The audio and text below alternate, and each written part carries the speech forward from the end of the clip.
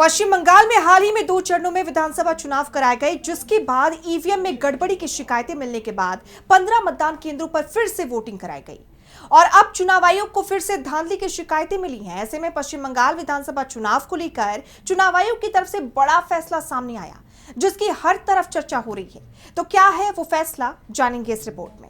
पश्चिम बंगाल में 29 अप्रैल को विधानसभा चुनाव के लिए मतदान किए गए थे, लेकिन अब चुनाव आयोग ने बड़ा फैसला किया है, जिसके तहत राज्य में एक बार फिर मतदान कराए जाएंगे।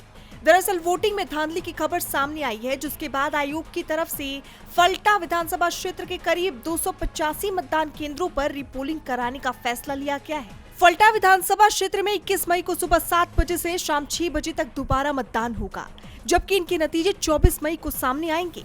बता दें, फाल्टा विधानसभा क्षेत्र में तृणमूल कांग्रेस से जहांगीर खान और बीजेपी के देवांशु पांडा उम्मीदवार है, जिसके बीच कड़ा मुकाबला देखा जा रहा है। 29 अप्रैल को दूसरे और आखिरी चरण में फाल्टा में मतदान हुआ था। इस दौरान इस क्षेत्र से हिंसा और झड़प की कई खबरें सामने आई थी। इस विधानसभा सीट पर बीजेपी और टीएमसी के कार्यकर्ता आपस में भिड़ गए थे। दोनों के बीच जबरदस्त हिंसा हुई। टीएमसी का आरोप था कि बीजेपी कार्यकर्ताओं ने चुनाव को प्रभावित करने की कोशिश की, तो वहीं बीजेपी ने भी टीएमसी पर वोटों से छेड़छाड़ का आरोप लगाया था। बीजेपी ने आरोप लगाए थे कि पोलिंग स्टेशन में ईवीएम पर उनके चुनाव चिन्ह को टेप से ढक दिया गया था, जिससे कोई भी शख्स बीजेपी को वोट न दे पाए। कई बूथों पर तो 100% वोटिंग हुई, तो कहीं सीसीटीवी बंद करने की खबरें सामने आई, जिसके बाद बीजेपी की शिकायत पर चुनाव आयोग ने बड़ा फैसला करते हुए चुनाव रद्द कर दिया और अब फिर से चुनाव कराने की तैयारी की जा रही है, जिस पर टीएमसी की प्रतिक्रिया आई है। टीएमसी नेता साकेत गोखले ने कहा कि हार से पहले बीजेपी बहाने बना रही है। उन्होंने एक्स पर पोस्ट किया, कल बंगाल में होने वाली हार से पहले भाजपा बहाने बना रही है। चुनाव आयोग ने बंगाल के फाल्टा विधानसभा क्षेत्र में 285 मतदान केंद्रों पर पुनर्मतदान की घोषणा की है।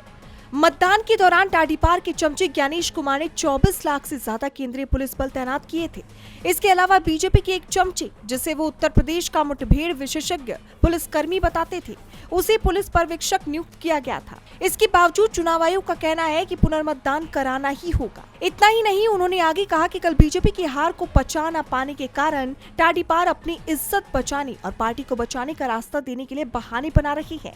हार का एहसास होने के बाद बीजेपी अब अपनी शर्मनाक हार को सही ठहराने के लिए चुनाव निष्पक्ष नहीं थे का दावा करेगी। यही वजह है कि टाडीपार ने एक्सिस माई इंडिया को अपना एग्जिट पोल जारी करने की इजाजत नहीं दी।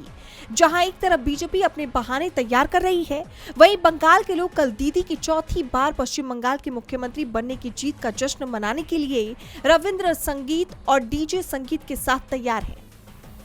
ऐसे में सभी की नजरें 4 मई को आने वाले नतीजों पर बनी हुई है। डीबी लाइव की रिपोर्ट।